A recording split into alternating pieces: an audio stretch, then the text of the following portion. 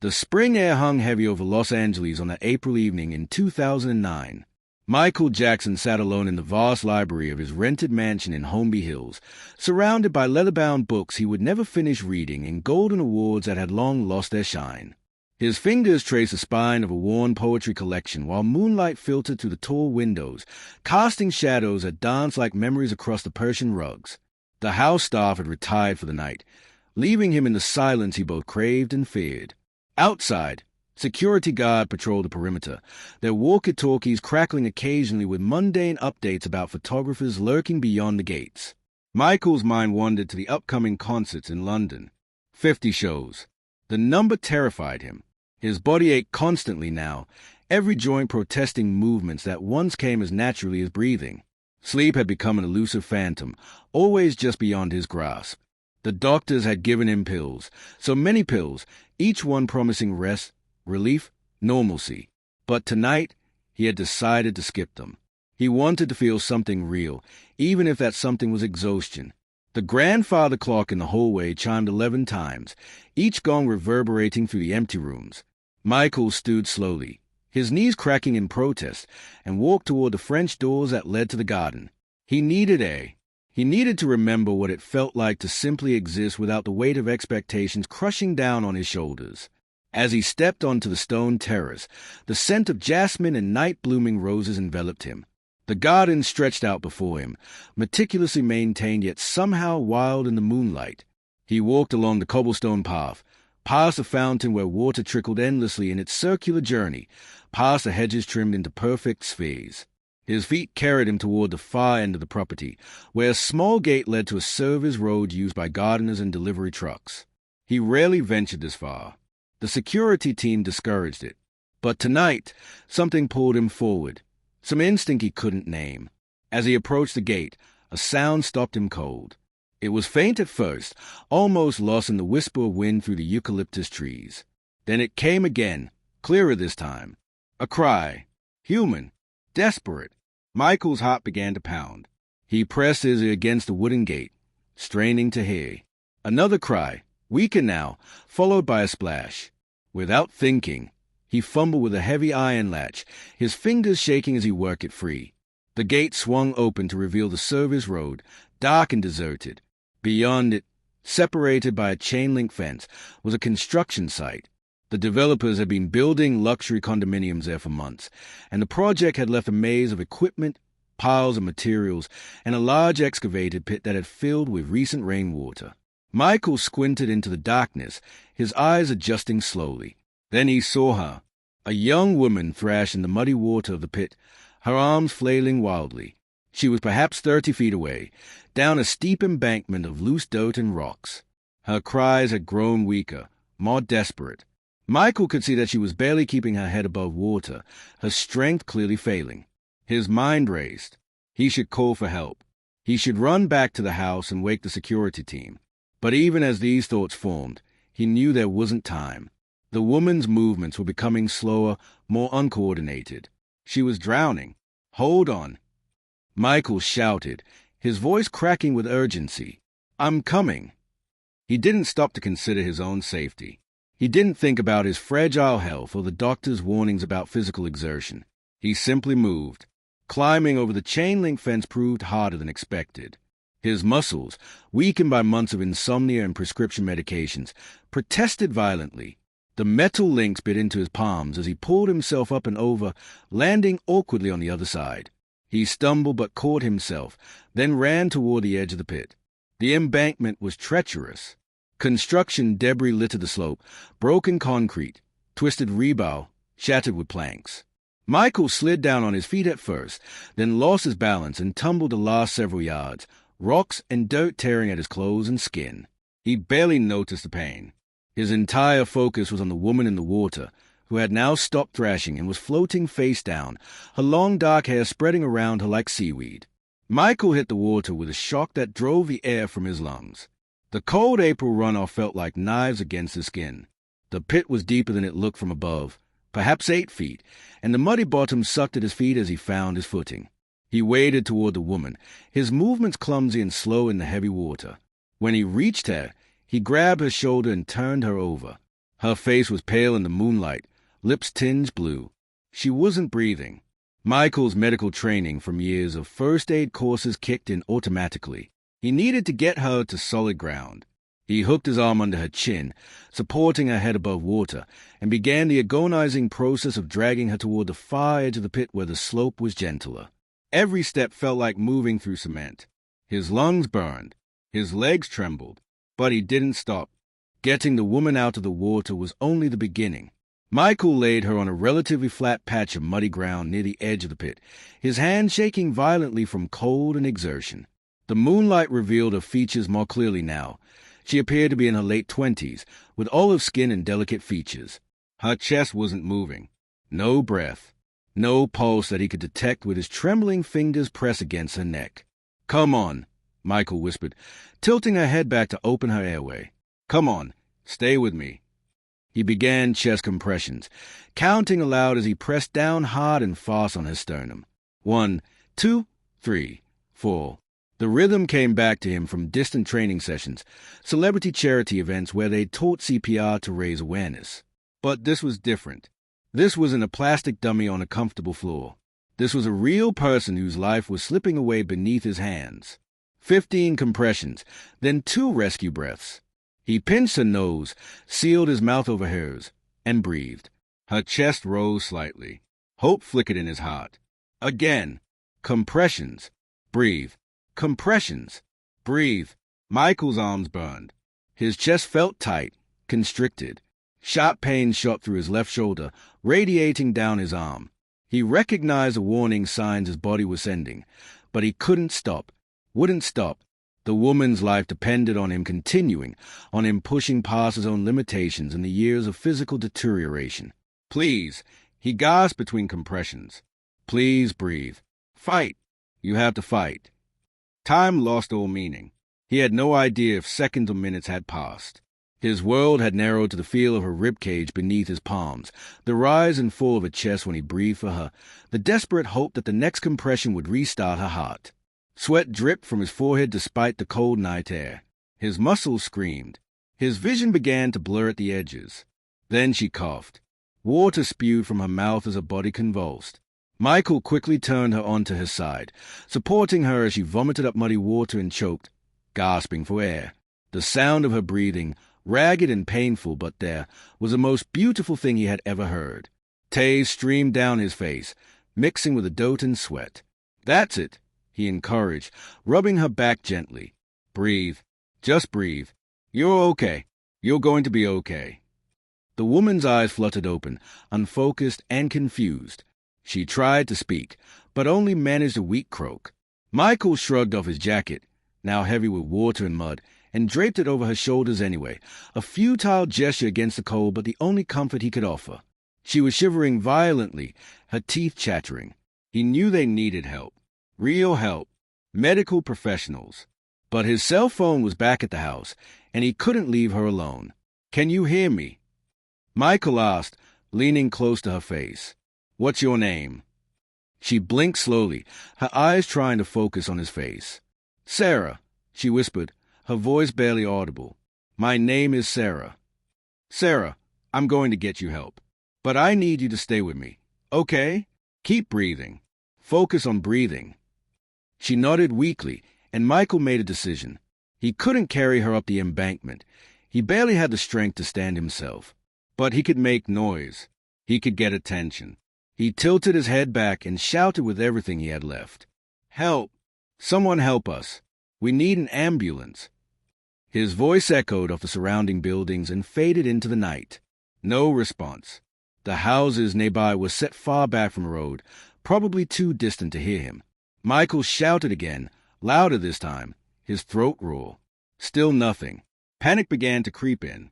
Sarah's eyes were closing again, her breathing becoming shallow. He couldn't let her slip back into unconsciousness. "Sarah, talk to me. Tell me what happened. How did you end up in the water?" She struggled to focus, her words coming in fragments. "Walking, shortcut home, dark, didn't see, fell." Each word seemed to cost her tremendous effort. "Cold, so cold." Michael pulled her closer, trying to share his body heat even though he was soaking wet himself. His mind raced through options. He could try to climb back up the embankment and get to the main road, flag down a car. But leaving Sarah alone in her condition felt wrong, dangerous. What if she stopped breathing again? What if she went into shock? Then he heard it, the distant sound of an engine, a vehicle on the service road. Michael's heart leaped. He tried to stand, but his legs buckled. He tried again, using sheer willpower to force his exhausted body upright. Grabbing onto Sarah's arm for support, he managed to pull them both to their feet, though she sagged against him, barely conscious. "Help!" He screamed again, waving his free arm frantically. "Down here! We need help!" The engine's sound grew louder. Headlights swept across the construction site. A pickup truck appeared, moving slowly along the service road. Michael waved both arms now, nearly dropping Sarah in his desperation to be seen. The truck stopped. The driver's door opened. "Hey, is someone down there?" A male voice called out. "Yes, please, call 911. Woman nearly drowned. We need an ambulance." The driver, a middle-aged man in work clothes, appeared at the edge of the pit, shining a flashlight down. The beam found Michael and Sarah, and the man gasped. "Jesus Christ! Hang on, I'm calling right now." Michael sank back down to the ground with Sarah, his strength finally giving out completely. He kept his hand on her wrist, monitoring her pulse, feeling the weak but steady beat beneath his fingers. She was alive. They both were. The man above was talking rapidly into his phone, giving the location to the emergency dispatcher. Relief washed over Michael in waves so powerful that he began to shake uncontrollably. "Ambulance is coming," the man shouted down. 5 minutes. Can you hold on?" "Yes," Michael called back, though he wasn't sure if it was true. His chest hurt terribly now, a crushing pressure that made each breath a challenge. His left arm had gone partially numb. But Sarah needed him to hold on, so he would. He had always been good at performing when the world was watching, at pushing through pain and exhaustion for the sake of others. This was just another performance, he told himself, the most important one of his life. The ambulance arrived in a chaos of flashing lights and urgent voices. Paramedics descended into the pit with practiced efficiency, their equipment clanking against the rocky slope. They reached Sarah first, immediately checking her vital signs and wrapping her in thermal blankets. Michael tried to explain what had happened, but his words came out jumbled and unclear. One of the paramedics, a young woman with kind eyes, turned her attention to him. "Sir, you're hypothermic and in shock. We need to get you checked out, too." "No, I'm fine," Michael protested weakly. "Just help her. She's the one who almost died." But the paramedic wasn't listening to his protests. She was looking at him more closely now, her eyes widening in recognition. Her hand froze on his wrist where she was checking his pulse. "Oh my God," she whispered. You're Michael Jackson." The words hung in the air between them. Michael closed his eyes, waiting for what always came next, the screaming, the demand for autographs, the invasion of privacy. But instead, the paramedic simply squeezed his hand gently and said, "Mr. Jackson, you saved her life. But now you need to let her save yours. Your pulse is irregular, and you're showing signs of cardiac distress." Those words penetrated the fog in his brain. Cardiac distress. Heart problems. The thing he had feared most, the weakness he had tried so hard to hide from the world. He nodded slowly, allowing them to work. They placed an oxygen mask over his face, the cool flow of air relief to his burning lungs, and 4 needles slid into his arm. Warm blankets wrapped around his shoulders. Around him, the organized chaos of emergency medical care continued.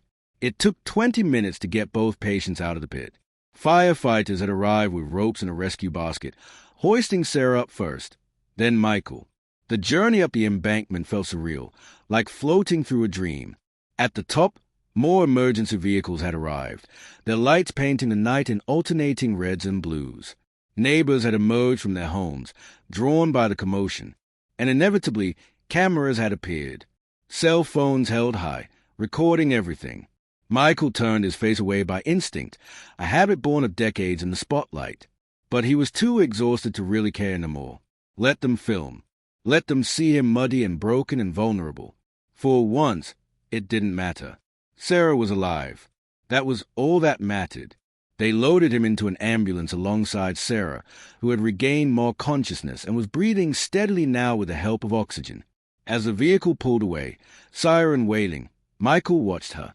She was looking back at him with an expression he couldn't quite read, gratitude mixed with disbelief, perhaps, or shock that was only now beginning to wear off. "Thank you," she whispered through her oxygen mask. "You saved my life."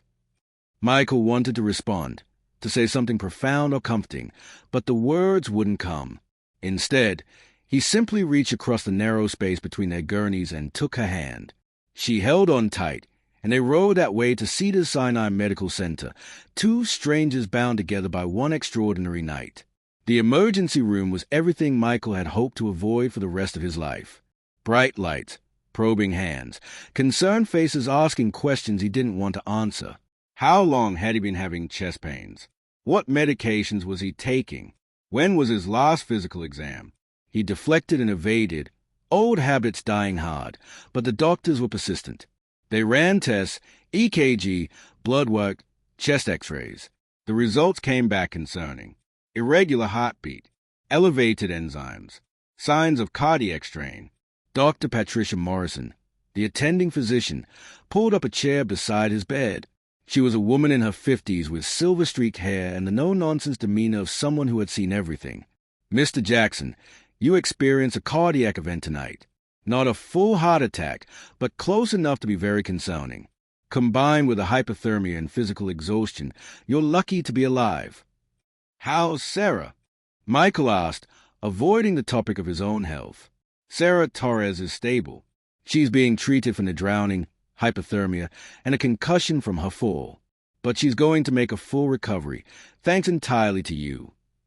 Dr. Morrison paused, studying his face.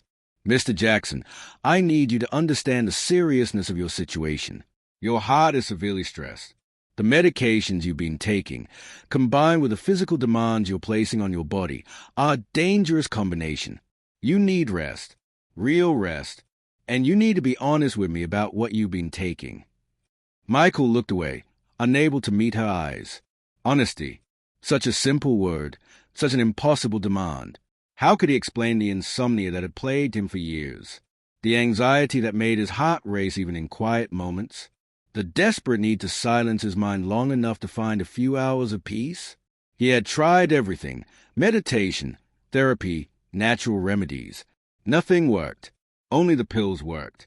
And now the pills were killing him. "I'm supposed to do 50 concerts," he said quietly, "in London, starting in July. My comeback tour. Everything depends on it." Dr. Morrison's expression softened. "Michael, may I call you Michael?" He nodded. "Michael, if you continue on your current path, you won't make it to July. Your body is breaking down. What you did tonight, saving that woman, took everything you had and then some. A stronger, healthier person would have struggled. In your condition, it should have killed you." "But it didn't," Michael said, a hint of defiance in his voice. "No," she agreed, "it didn't. And that tells me you still have fight left in you. But you need to use that fight to save yourself now, not just others. You need help, professional help, not just doctors prescribing pills, but real therapeutic intervention. Otherwise—" She didn't finish the sentence. She didn't have to. Michael lay back against the pillows, exhaustion overwhelming him. For the first time in months, he felt something besides despair. He felt purpose. Tonight, he had made a difference. He had saved a life. Not with music or dancing or fame, but with his own two hands, his own determination. It reminded him of who he had been before the world got too heavy, before the accusations and the trials and the endless judgment. He had been someone who cared, someone who helped. Somewhere along the way, he had forgotten that person. A nurse knocked softly and entered. "Mr. Jackson, there's a woman asking to see you. Sarah Torres. She's insisting, actually.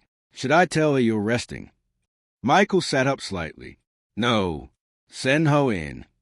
Sarah entered the room slowly, leaning on a walker for support. Someone had given her clean hospital scrubs, and her long dark hair had been dried and brushed back from her face. Without the mud and panic, Michael could see she was quite beautiful, with intelligent brown eyes that seemed to look right through him.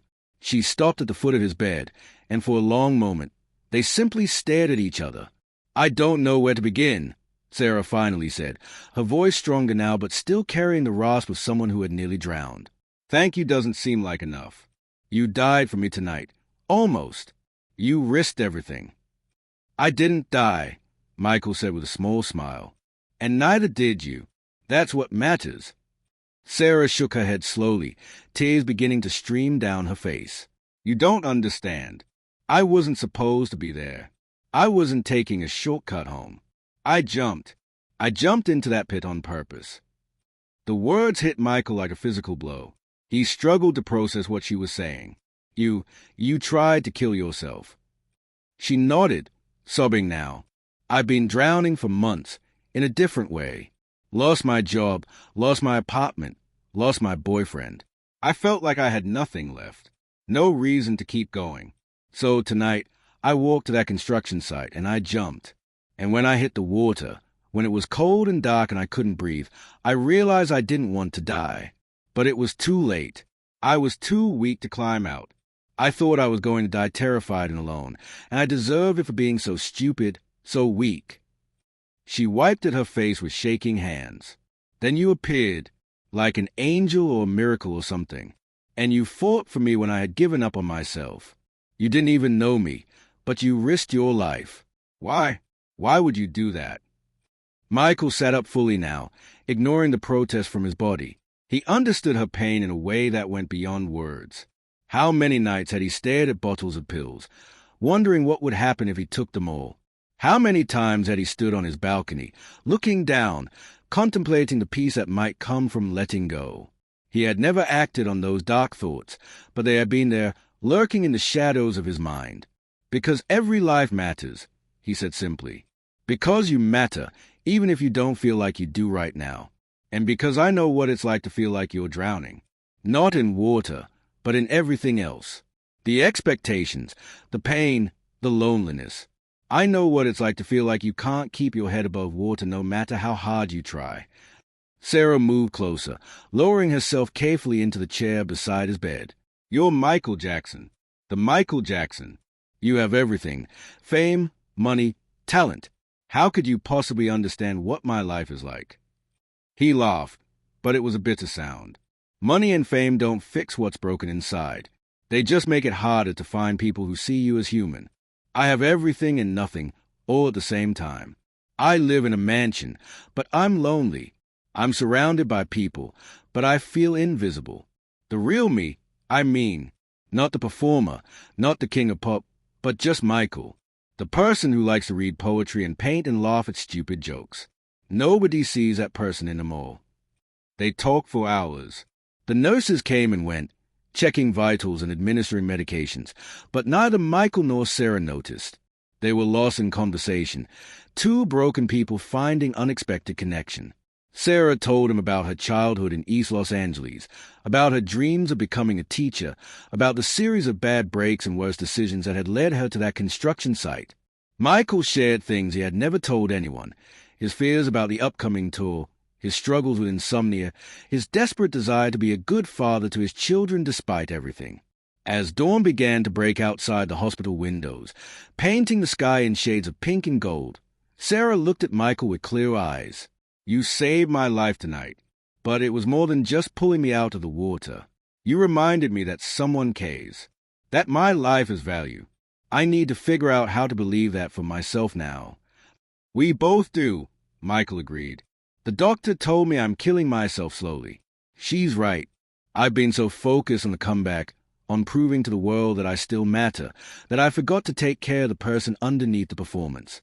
If I don't change something, I won't make it through the year." Sarah reached out and took his hand. "Then let's make a deal. You fight to get healthy, really healthy, and I'll fight to build a life worth living. We'll be accountability partners or something. Check in with each other. Make sure we're both keeping our promises." Michael squeezed her hand, feeling something warm bloom in his chest. "Hope. When was the last time he had felt genuine hope? I'd like that. I'd like that very much. The door opened and Dr. Morrison entered, followed by a man Michael recognized as Sarah's doctor. Both physicians wore serious expressions. We need to discuss discharge plans and follow-up care for both of you, Dr. Morrison said. But first, I think you both need to know that what happened last night has already hit the news. She turned on the television mounted on the wall. Every morning show was covering the same story. Grainy cell phone footage showed Michael being lifted from the pit in the rescue basket, covered in mud. News anchors speculated breathlessly about what had happened. Some reports were accurate, others wildly exaggerated. But the headline was the same everywhere. Michael Jackson saves woman from drowning. Michael groaned. So much for privacy. Look it this way, Sarah said, pointing at the screen where a reporter was praising Michael's heroism. The whole world is about to remember why they loved you in the first place. Not because you can dance or sing, but because you're a good person who does the right thing even when it's hard. The weeks following that April night changed everything. Michael reluctantly agreed to postpone the London concerts, citing the need to recover from his rescue efforts and the subsequent cardiac event. The public response was overwhelming. Letters and flowers flooded his house. Fans held candlelight vigils outside the gates, not mourning but celebrating his act of courage. Even the tabloids that had tormented him for years ran positive stories about his heroism. But the real changes happened in private. Michael began intensive therapy with a psychologist who specialized in trauma and addiction. Together, they worked to untangle the web of dependence he had developed on prescription medications. It was brutal work, forcing him to confront demons he had been running from for decades. The insomnia didn't disappear overnight, but he learned healthier coping mechanisms. Meditation actually began to help once he committed to it fully. Exercise, something he had once loved but had abandoned, became part of his daily routine again. Sarah kept her promise too. She moved into a transitional housing program for people recovering from mental health crises. She found a job at a community center, working with at-risk youth. It wasn't teaching in a traditional sense, but it was close enough to matter. Twice a week, she and Michael talked on the phone, checking in on each other's progress. Those conversations became a lifeline for both of them. In June, 3 months after the rescue, Michael invited Sarah to visit him at the house. She arrived nervous, still somewhat starstruck despite everything they had shared. But Michael greeted her in jeans and a simple t-shirt, his feet bare, his smile genuine. They spent the afternoon in the garden where it had all begun, talking and laughing like old friends. "I've been thinking about the concerts," Michael said as they sat by the fountain. "I'm going to do them, but differently. Fewer shows, more time to rest between performances. And I want to dedicate part of each concert to raising awareness about mental health and suicide prevention. What happened to you? What almost happened to both of us that night? It matters. People need to know they are not alone." Sarah's eyes filled with tears. "That would be amazing. You could reach so many people. Save so many lives." "We could save so many lives," Michael corrected. "I want you to be part of this. Share your story. Help me figure out how to do this right. I don't want it to be exploitative or preachy. I want it to be real." Over the next month, they worked together on a video that would play during the concerts. It showed them both talking honestly about mental health, about the struggles they had faced, about the importance of asking for help. Sarah was nervous being on camera, but Michael coached her through it with surprising patience. "Just be yourself," he kept saying. "That's all anyone can ask." The London concerts were rescheduled for October. The first show sold out in minutes. Michael trained differently this time, working with doctors and physical therapists to build his stamina safely.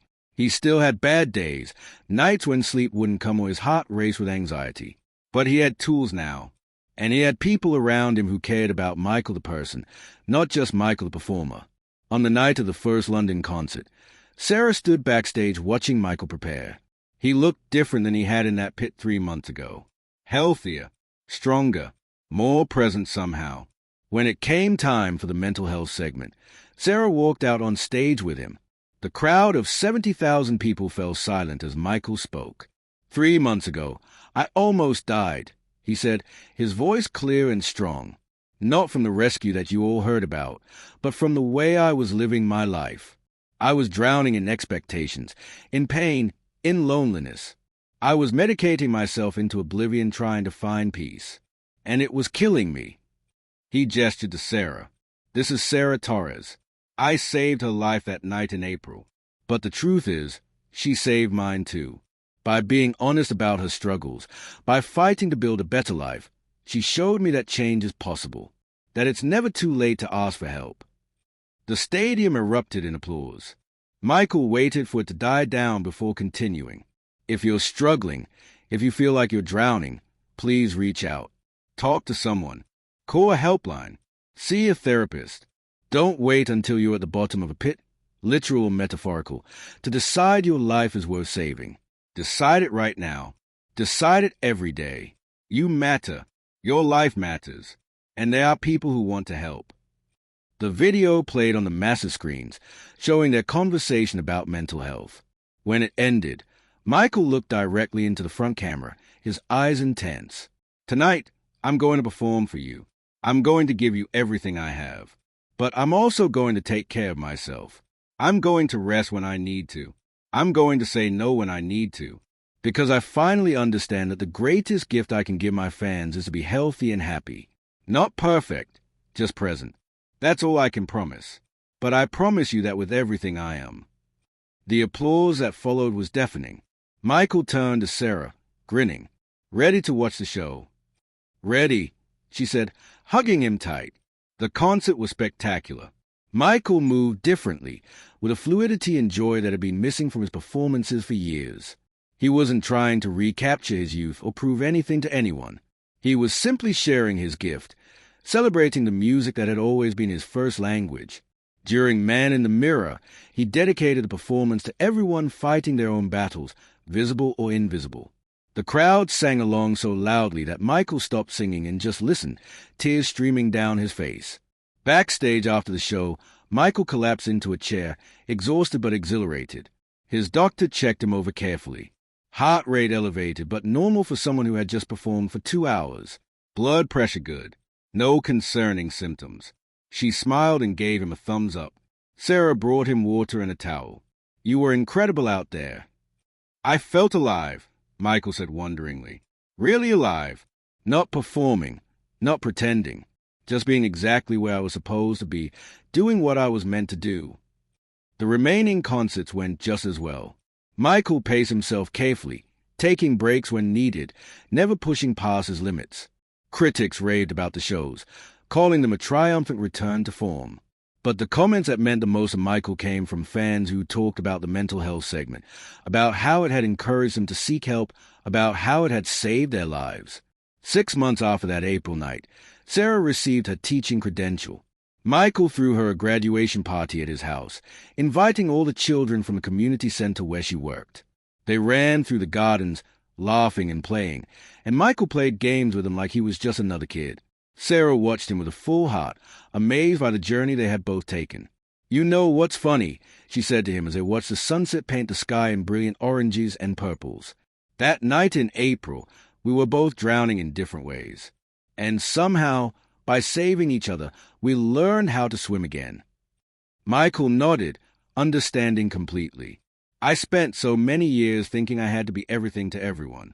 The performer, the icon, the king of pop.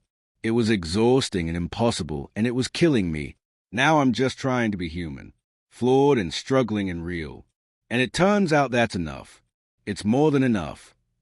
They stood there together as darkness fell, two survivors who had found hope in the most unexpected place.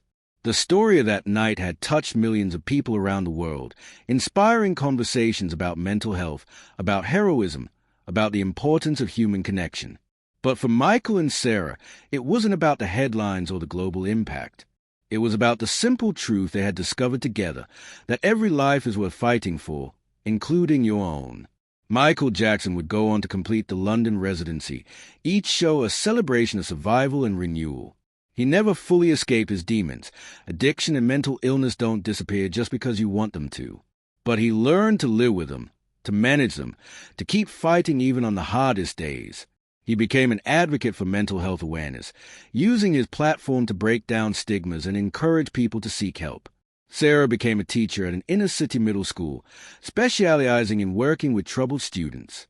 She shared her story when appropriate, letting kids know that their struggles didn't define them, that there was always hope for a better future. She and Michael remained close friends for the rest of his life, their bond forged in that cold, muddy water, an unbreakable reminder of what people could mean to each other. Years later, when people asked Michael about that night, he always said the same thing. I thought I was saving her, but really, we saved each other. Sometimes that's how it works. Sometimes the people who need help the most are the ones who find the strength to help others. And in that moment of reaching out, of connecting, of caring, we remember what it means to be human. We remember that we're not alone. We remember that life is worth living, even when it's hard. Especially when it's hard. The rescue that touched millions began with one man choosing to act when it would have been easier to walk away. It continued with two broken people choosing to fight for healing. And it rippled outward in ways neither could have imagined, inspiring countless others to reach out, to ask for help, to keep swimming even when the water gets deep. That was Michael Jackson's last brave night, but it became the first night of a new chapter for him, for Sarah, and for everyone who heard their story and found the courage to write their own.